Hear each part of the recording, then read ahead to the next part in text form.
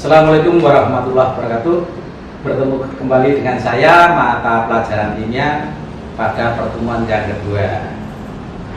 Anak-anakku sekalian, semoga di saat pandemi ini kalian dan keluarga tetap diberi kesehatan oleh Allah SWT dan bisa melakukan kegiatan dalam kehidupan sehari-hari. Pertemuan yang kedua ini kita akan bahas ilmu kimia. Di sini apa atau ilmu kimia itu? Ilmu kimia itu ilmu yang hanya mempelajari tentang zat ini atau mempelajari tentang materi. Nah, materi itu apa? Materi itu segala sesuatu yang mempunyai massa, bervolume, dan pada umumnya dapat dirasakan oleh panca indera. Contohnya di lingkungan kita banyak sekali. Misalnya meja, kursi, air itu termasuk materi. Pokoknya semua atau segala sesuatu yang mempunyai massa, mempunyai volume dan dapat dirasakan oleh panca indera itu kita sebut dengan materi.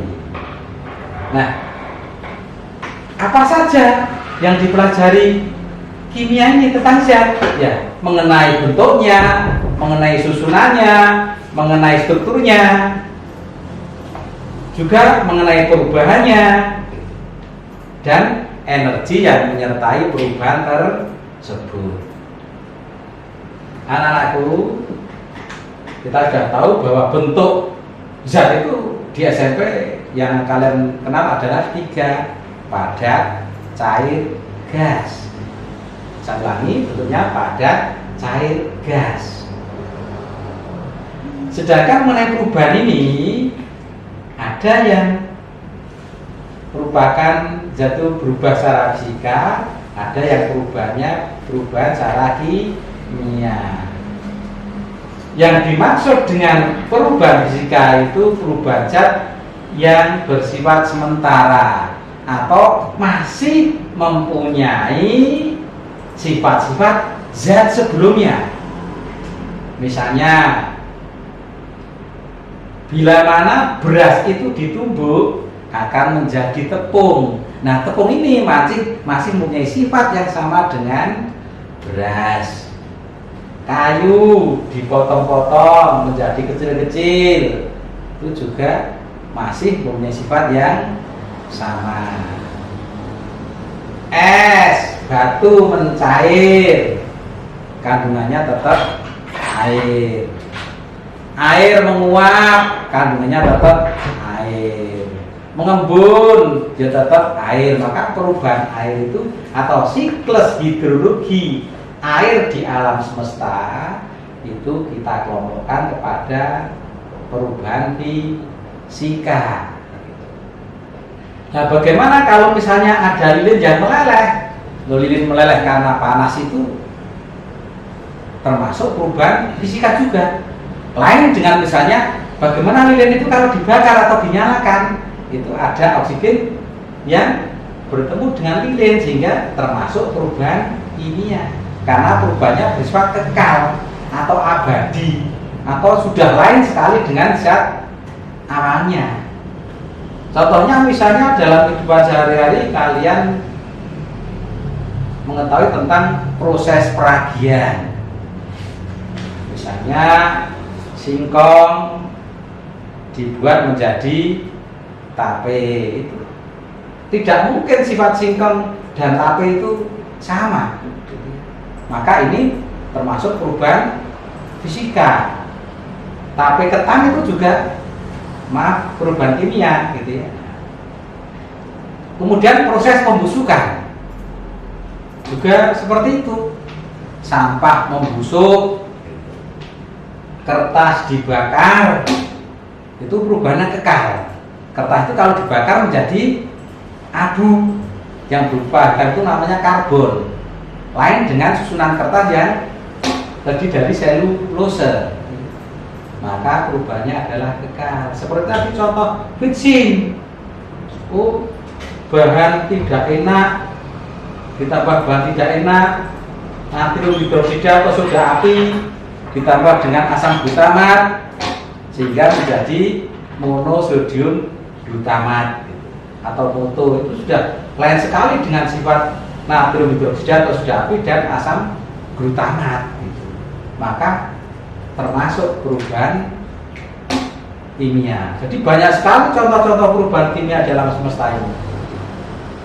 Kalau hubungannya dengan pembakaran juga perubahan kimia, pembusukan, peragian. Anda bayangkan kalau tidak ada reaksi pembusukan, tidak ada bakteri pembusuk, tidak ada bakteri pengurai, alangkah susahnya hidup ini. Jadi septic tank yang di rumah Anda itu cepat penuh, untung ada bakteri pembusuk atau bakteri pengurai sehingga terurai. Jadi mungkin beberapa tahun tidak akan penuh kalau penggunaannya sesuai dengan aturan. Dan yang kedua, cara pembersihannya jangan menggunakan yang membunuh bakteri. Kalau membunuhkan misalnya dengan sabun mandi, bukan deterjen. Kalau deterjen nanti bakterinya akan mati sehingga bakteri pengurainya tidak aktif sehingga menjadi cepat penuh. Untung saat ini sanitasi sudah biasanya baik, sumber air yang kita gunakan sudah mungkin dari PDAM atau dari sumur dalam. Sekarang sudah ada sistem komunal, jadikan satu, diuraikan. Insya Allah kesejahteraan umat manusia itu akan meningkat sesuai dengan mengapa kita mempelajari ilmu kimia ini. Tujuannya adalah mensejahterakan kehidupan manusia di muka bumi, tidak menghancurkan. Kalau menghancurkan hanya sekejap, gunakan saja bom atom itu, selesai sudah gitu. Maka tujuannya adalah mensejahterakan kehidupan di muka bumi dengan mempelajari sifat-sifat zat ini. Perubahan kimia kita gunakan untuk kepentingan yang sangat menguntungkan bagi manusia gitu. Masih banyak lagi contoh-contoh seperti itu. Nah, anak-anak sekalian, pada pertemuan yang kedua ini silakan nanti Anda mencari atau menuliskan perubahan fisika sebanyak 5 contoh, perubahan kimia sebanyak 10 contoh. Sedangkan yang berhubungan dengan energi ini, nah, ini luas sekali pengertiannya. Misalnya tadi ada sangkutnya dengan kimia nuklir, kimia inti. Kita mungkin pernah mendengar atau saudara pernah mendengar, kalian pernah mendengar, oh ternyata di luar sana itu ada yang namanya tank anti macet. Mengapa kok anti macet? Karena bahan bakarnya nuklir.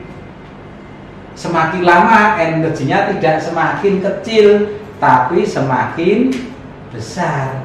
Maka ada alat untuk mengaturnya. Bayangkan saja kalau misalnya tank di tengah gurun pasir kehabisan bahan bakar, maka dibombardir oleh musuhnya, maka digunakan tank anti macet. Nah, di dalam kehidupan masa depan, hubungan energi itu sangat sekali diperlukan, penting sekali, karena sekarang energi dari bumi itu semakin lama semakin habis, tidak bisa diperbarui. Salah satunya yang kita andalkan nanti tak berapa tahun lagi adalah ilmu kimia yang hubungannya dengan nuklir.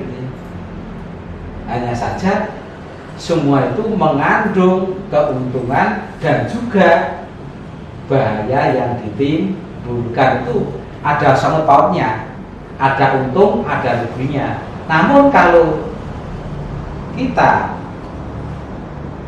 menggunakan secara baik, para tenaga di Indonesia itu ahli di bidang tersebut, tidak masalah. Kok yang namanya nuklir, perusahaan kecil pun juga mempunyai dampak. Orang mau buat tempe itu dampaknya kalau dibuang bebas akan menimbulkan suatu pencemaran, apalagi nuklir. Maka kalau orang luar mengajar orang Indonesia tidak usah dibuat pabrik aja, datangkan dari tempat saya. Itu suatu pembodohan. Maka kita harus berusaha, harus ada pabrik sendiri gitu. Walaupun juga menimbulkan suatu polusi, tapi polusi bisa diatasi nanti dengan suatu alat. Nanti dipelajari di kelas 3, namanya alat Rotrel gitu ya, untuk mengantisipasi semakin sedikitnya polutan yang ke atmosfer. Walaupun lama-kelamaan memang juga tidak bisa kita cegah, karena nanti ada pertemuan antara ilmu pengetahuan dan ilmu agama. Apa? Kiamat pasti terjadi. Sekian, terima kasih. Ada kurangnya mohon dimaafkan. Selamat belajar. Semoga kalian menjadi orang yang sukses semua, dan siapa tahu nanti 25 tahun lagi negara ini di pundak-pundak kalian semua. Assalamualaikum warahmatullahi wabarakatuh.